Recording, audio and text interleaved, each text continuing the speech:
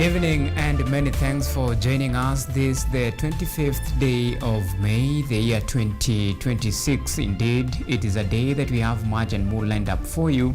But first thing first, our top stories tonight.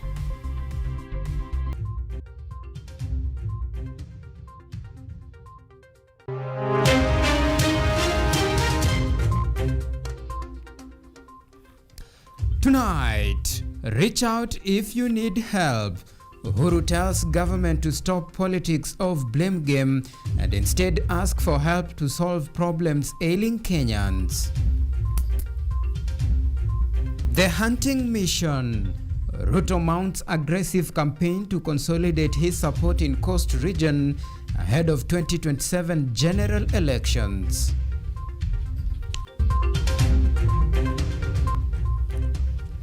Also tonight, taking no chances. Ruto's security details tighten amid several security breaches as Gachagua calls.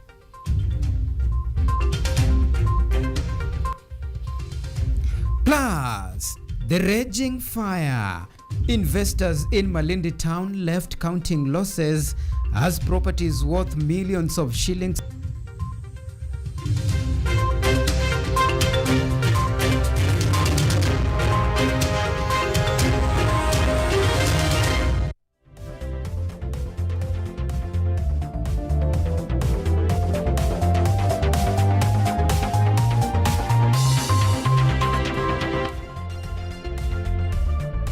This is Kutv Primetime News with Auma Evans. Alright, our sign language interpreter tonight is Joy Mtava. Remember, you can follow this broadcast on all of our social media platforms.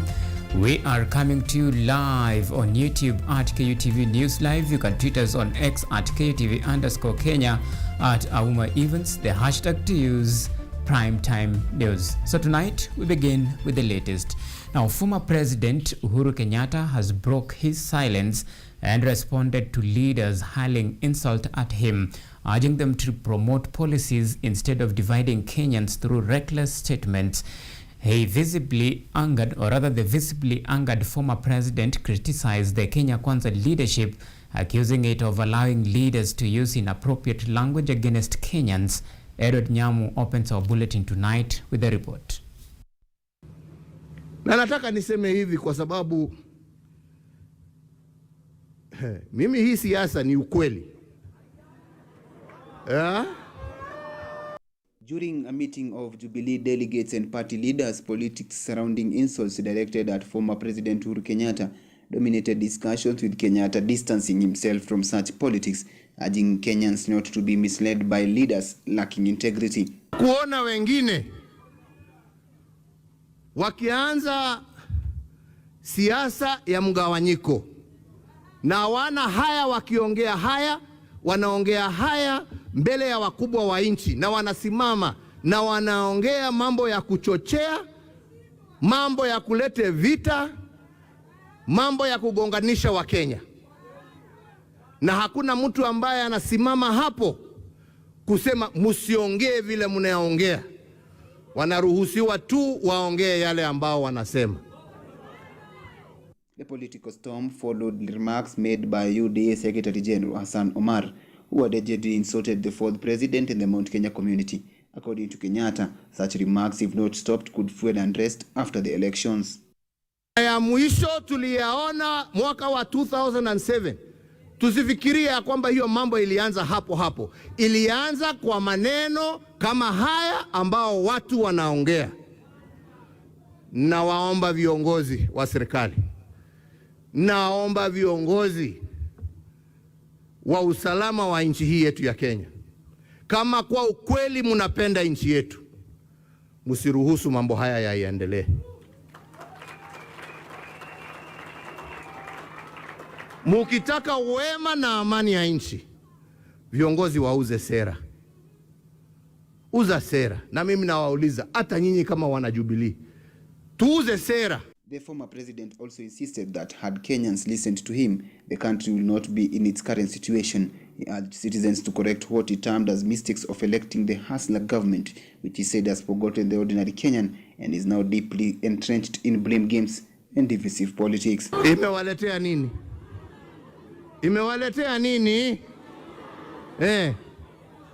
Sasa mkuje muambiwe siasa ingine ya ukabila itawaletea nini isipokuwa shida? Kwenda kutugawanya huko, shida ni kwa sababu ya yule. How does that help move this country forward? Inatusaidia kweli jameni? Neturata idheka. Leaders who accompanied him, including Jubilee Party presidential aspirant Fred Matiang'i, warned against continued attack targeting their party leader and called on government leaders to respect their predecessors. Umefika wakati mambo yale ambayo tunaona yanafanyika, madharau na mambo ile lugha inatumika kwa rais mstaafu haiwezi kukubalika, and we will not accept this kind of nonsense. Hatuwezi, kwa sababu lazima sisi tujiheshimu kama watu, because the president has done is, retirement is not house arrest as somebody said here. Si rais aende kujificha chini ya kitanda asitembee na mambo kama hayo. The lingering question among Kenyans is whether the rising political tensions witnessed every day will calm down as the country approaches the 2027 general elections, or whether they will escalate and fuel hostility ahead of the polls. Edon Nyamo, Kutv. Now, still matters politics. Amid growing political realignment ahead of the 2027 general elections, President William Ruto continued his Kilifi County tour, seeking to consolidate his support in the coast region as local leaders praised government development projects despite mounting public concerns over the state of the economy, as Edina Nerea now details in the following report. President William Ruto rallied coast region leaders in Kilifi County as he pushed to strengthen political alliances and defend his government's development record ahead of the 2027 general elections. This will be at the rear end on that side. President William Ruto played to address the long-standing squatter crisis in the coast region, promising land ownership solutions for thousands of families in Kilifi County while describing land reforms as key to economic empowerment, social stability and inclusive development. Mtu akiishi kama squatter hawezi kujipanga, hawezi kujenga nyumba ya sawasawa, hawezi kupanga mambo yake ya maendeleo kwa sababu hajui atafurushwa lini, hana uhakika ataishi hapo. Na ndio nimesema hii usquatter ndio imechangia umaskini pwani hii, na kama tutatoa umaskini pwani hii lazima tumalizane na usquatter. Ni kweli ama si kweli? Sikizeni bwana.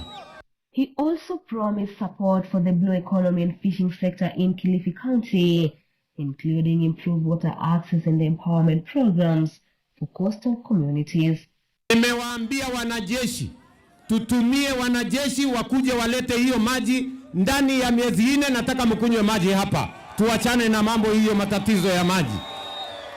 Na mimi mwenyewe nitasimamia. Bwana Mungaro, wewe utanisaidia kuwa nyapara hapa, uhakikisha hao watu nikifika hapa waniambie wamepata maji. Ni kweli ama si kweli? The coast region leaders closed ranks behind President William Ruto during the Kilifi rally, with Cabinet Secretary Hassan Joho leading praises for the Kenya Kwanza government's development agenda, while urging residents to support continued partnerships between the national government and the coast region. Unajua kuchota ni rahisi sana Kuchota ni nini? Rahisi. Suluhisho ndio tabu. Na Rais Ruto amechukua tabu ya kuleta suluhisho. Sasa mimi nawaambia, nataka niwaulize nyinyi watu wa jimbo la Pwani, nyinyi mkiangalia, nyinyi wamama mlioko hapa, wazee mlioko hapa, hamjazaa viongozi nyinyi? Mimi rais wangu, rais wetu, sina la kukwambia ila kukuahidi tena kwa mara ya pili. Ile 2022 mimi nilikuwa pande hii na hawa ndugu zangu karibu wote walikuwa pande nyingine, lakini umeuleta Ukenya na wapwani pamoja, na tunakuahidi sio viongozi tu ambao tumeshikana, hawa wananchi wetu wote tunasema ni William Ruto tu tam. The rally underscored the government's growing focus on the coast region, with leaders expressing confidence that continued development projects and political unity will strengthen support with the Kenya Kwanza administration. Edna Nerea, Kutv, Nairobi. Now, thank you, Edna Nerea, for that comprehensive reporting. Now, the security details, or rather the security breach involving President William Ruto in Ganze in Kilifi County, has now sparked widespread debate over the strength of the presidential security detail. This comes after a man carrying a Bible managed to break through President William Ruto's security protocol and approach the president while he was addressing residents during a Thanksgiving ceremony in Kilifi. The CP party leader, Rigathi Gachagua, is now demanding the immediate resignation of Interior Cabinet Secretary Kipchumba Murkomen, claiming the ministry failed in its duty to protect the president. Akida Kasim with the full details. It is this incident that occurred in Kilifi County on Sunday while President William Ruto was addressing residents during a Thanksgiving event in Ganze. President was forced to pause his speech briefly after a man breached security, reached the stage, and even touched him on the shoulder, causing panic and raising questions about the president's security during public gatherings. Huyo kijana hana shida. Nafikiri amejifunza kutoka Fikirini Jacobs kwamba nafasi ikipatikana asiipoteze. Speaking to journalists in Nairobi after returning from the United States, former Deputy President Rigathi Gachagua said Interior Cabinet Secretary Kipchumba Murkomen should take responsibility for the security lapse by resigning, claiming the president's security has been compromised due to negligence by security agencies. We and our leaders want William Ruto out of office. But we want him out of office through the ballot next year. We don't want him out of office through any other method. The security of the president, his safety, and his well-being is a very important ingredient of our political stability as a country. The problem of the security of William Ruto is that he has a CS interior who is naive, childish, and juvenile. In the inner circles of the ministry, I am told he is called the Minister for Entertainment, Waziri wa Sherehe. Security chiefs are telling me he is not available to be briefed on the security of the country. See revolt, and William Ruto disbanded the cabinet. I was deputy president, and everybody was demanding that Kipchumba Murkomen should be sacked. William Ruto asked me whether he could appoint him as CS Interior. I couldn't believe my ears, and I told him, you can't. This seat of Interior requires somebody who is mature and who has no political ambition. However, this is neither the first nor the second time President Ruto has faced security challenges during public events. Such incidents have continued to occur, raising concerns about the effectiveness of the presidential security detail. Vijana ya Wajia, asanteni. In Migori County, President William Ruto was once hit with a shoe while addressing a crowd, an incident that shocked many. Earlier this year, a young man identified as Jeremiah stormed the president's stage and interrupted his speech in front of a large crowd. In Wajir County, another man managed to run to the stage and reach the president before he was stopped by security officers. The same happened again in Wajir. And people are asking, if the president of Kenya is not safe, who is safe? I'm wondering, where was the AD camp? Because I've had the benefit of undergoing paramilitary training in my earlier years, and my understanding of the security architecture around the president is that the ADC is the last man on the defense line. These incidents are now raising serious questions among Kenyans about the level of alertness within the presidential security team. And what if their intentions had been to harm the president? Following the Kilifi incident, a statement from the National Police Service confirmed that Deputy Inspector General of Police Eliud Lagat has announced sweeping changes within President William Ruto's security team, a move seen as an effort to strengthen the president's protection. Akida Kasim, KUTV.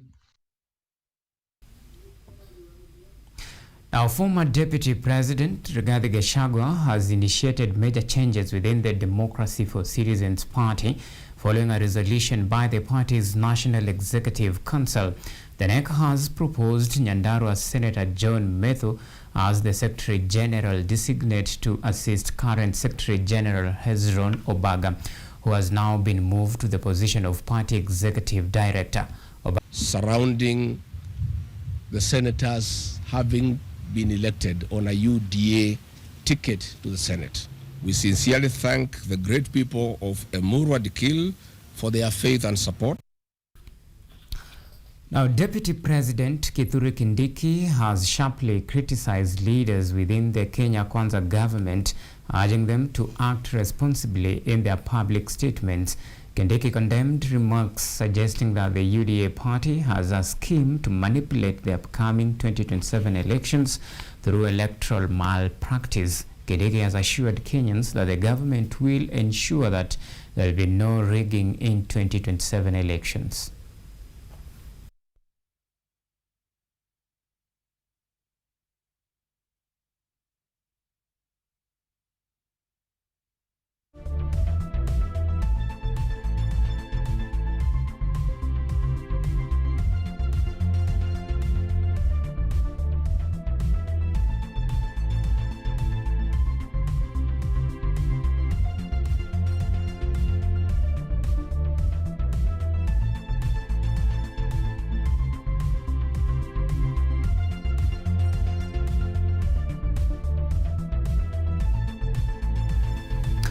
All right, it's 22 minutes past 9 o'clock. Time to take our very first break here on KUTV Primetime News. Remember, we still have much and more lined up for you after the break.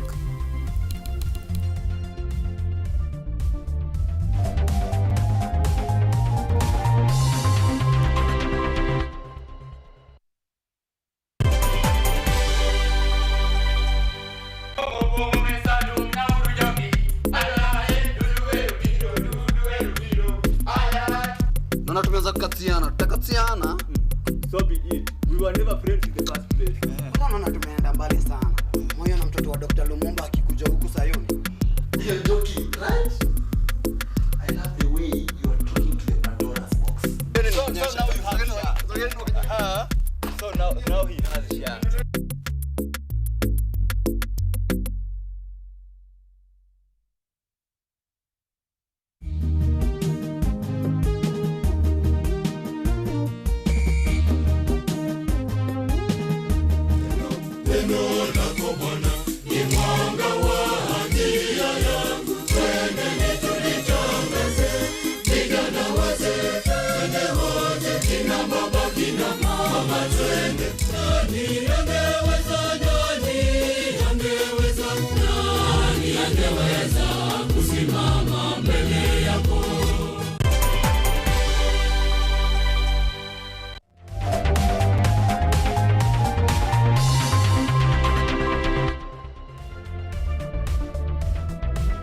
This is KUTV Primetime News with Auma Evans.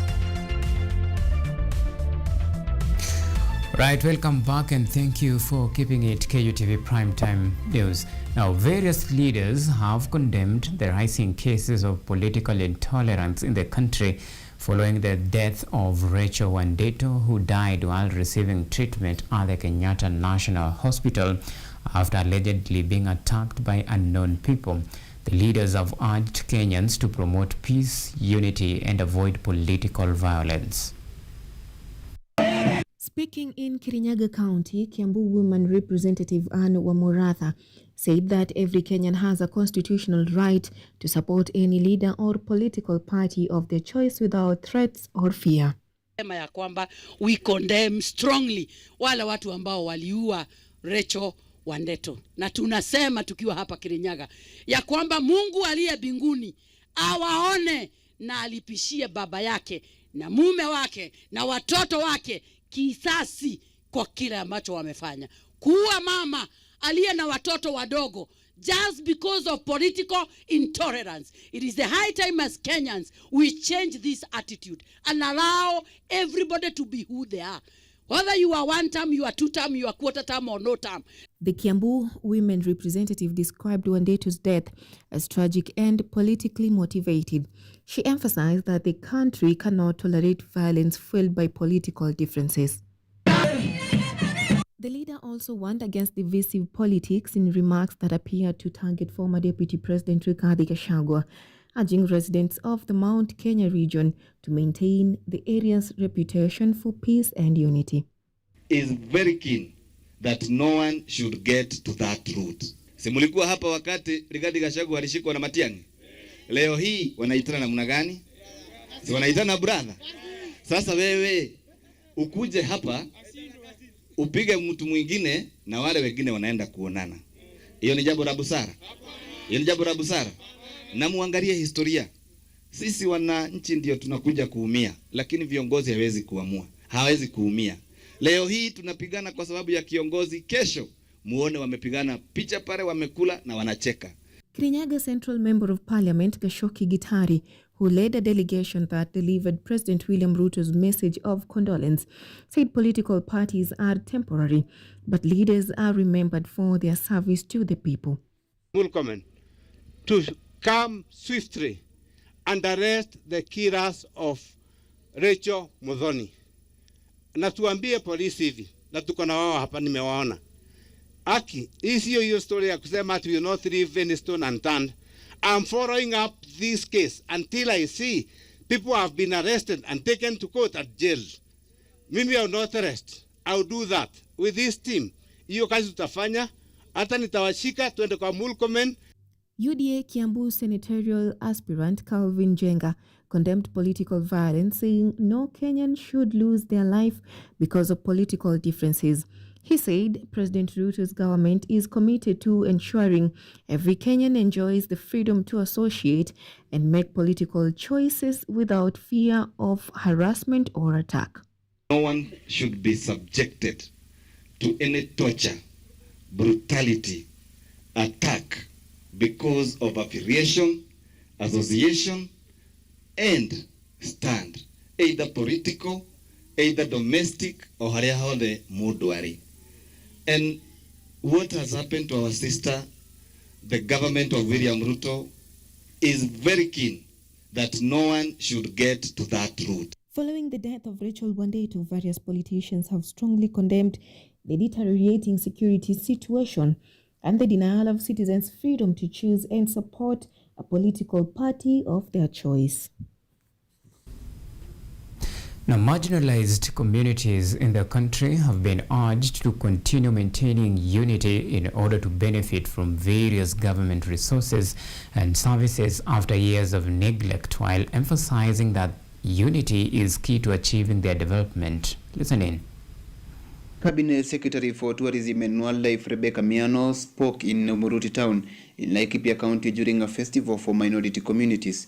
She said the government will continue putting in place strategies to ensure that such communities receive equal development opportunities just like other Kenyans. Raisi wetu alitia bidii ili aweze kutambua jamii ambazo zilionekana hazikuwa zinapatiwa kipaumbele hapo mbele, yani jamii za minority. Na kwa kupitia maono yake, kupitia bidii yake, tukaanzisha hii ofisi ya minority ambayo inaongozwa na CEO wetu Lowey, ambaye alipoanzisha bottom-up economic transformation agenda. Leaders who accompanied the cabinet secretary also urged members of the communities to ensure they acquire national identity cards in order to access various government services. Tunajua tuko na matatizo. Hao wamama hapa kwetu tumewafinya miaka mingi, au tutaki wachukue kitambulisho, tunawaacha nyumbani kuanzia sasa kwenda mbele. Kila Mkenya miaka 18, awe mama awe mwanaume, apate kitambulisho. Na mimi naomba waziri, nimegundua hapa kuna watu wengi hawana vitambulisho. Some of the communities that participated in the festival included the Yaiku, Pokot, Turkana, Samburu, Masai, Borana and Kalenjin, who showcased their cultures through traditional dances, attire and other cultural activities. Watu 800 walikuja. Laikipia North Member of Parliament Sarah Korere urged residents from different communities to embrace unity, saying that unity is strength while division is weakness. Korere said it is important for residents to work together and diligently in order to improve their lively standards and bring development to their community. If you don't own Laikipia, ndio mtaendelea kuejiwa out, year in, year out. Na washeni niwaambie, umoja wetu ni nguvu, utengano ni nini? Utengano ni udhaifu. Na mimi nataka kuwauliza kitu ya mwisho. Ati rais amewapatia waiver, ati rais amerejesha usalama tukua tunalala hapa, ati rais anatujengea huduma center, ati rais anatujengea masoko, alafu wewe unakuja kupigiwa sijui story nyingine gani hapa. Residents of Laikipia, together with their leaders, including Laikipia North MP Sarah Korere, emphasized the need for equal development for the benefit of all communities. They noted that collective efforts and unity are essential for achieving meaningful progress, saying that one finger cannot kill a house. At the same time, stakeholders in the creative economy sector have called for improvements in the sector's infrastructure to ensure that those involved in the creative economy receive value.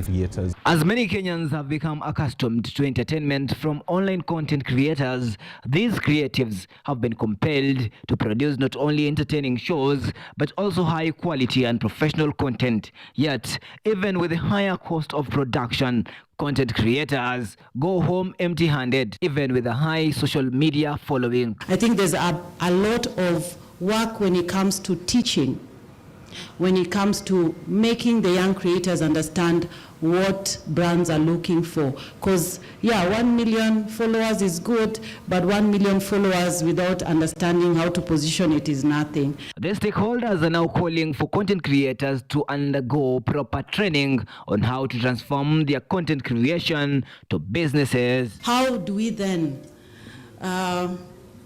create a platform or build this thing that creators are doing into something more sustainable, that can sustain, that can be a business basically.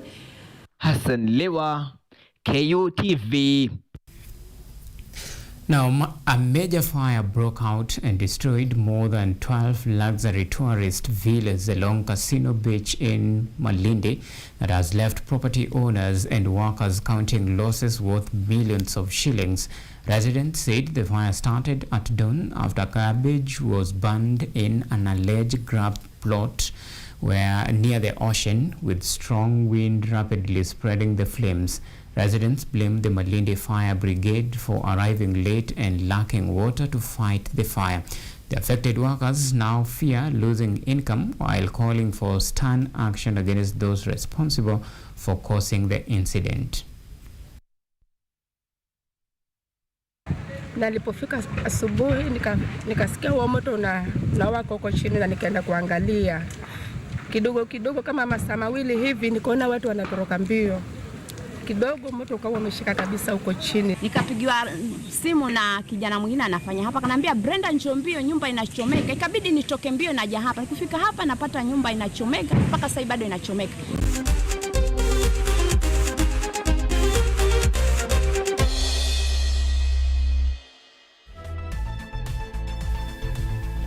Right now, time for the latest in the world of sports. Now, the African Darts Group hosted the East Africa Darts Tournament in Mombasa, the first international darts competition ever to be conducted in Kenya's coast region. So Peter Washiru and Susan Wanja emerged victorious in the men's and women's divisions respectively. Wanja defeated Setu Dahanian 4-2 to win the women's trophy, while Washiru defeated Pascal Wanjala 8-3 to win the men's title in an event that brought together players from Tanzania, Uganda and Kenya at the Makinde Welfare Hall in Mombasa.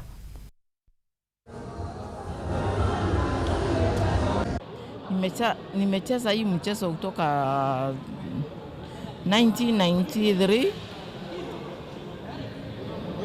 na tangu wa leo. Last year Mbatuan ni busu kwenda South Africa, nikakuwa champion wa African champion number 1. Tukakunja Kenya pia nikaprove niko African champion, nikakuwa number 1. So last year ndio nilishindwa kidogo juu ya matatizo kidogo, nikawa number 2, lakini saa hii ninaenda finals. Na ningeomba rais wetu ajaribu kuishikilia penye, najua naweza jaribu kuishikilia sababu akona huyo uwezo. Monyo juzi alifanya vizuri, hapo awali nilikuwa nimefanya vizuri pale Modas pale series. Monyo alienda hapo pia akaona vile joto pale pia iko. Sasa tuko hapa Mombasa, lakini tungeomba kushikiliwa na serikali.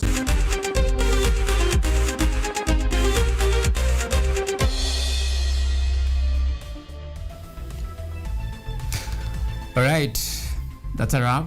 Many thanks for the men and women behind the scene and for all those who made this production a success. From me to you, we say asante sana for always lending us your time for the last 37 minutes or so. My good name is Auma Evans. Joy Mutava has been our sign language interpreter tonight. Until next time, do have a lovely night and God bless.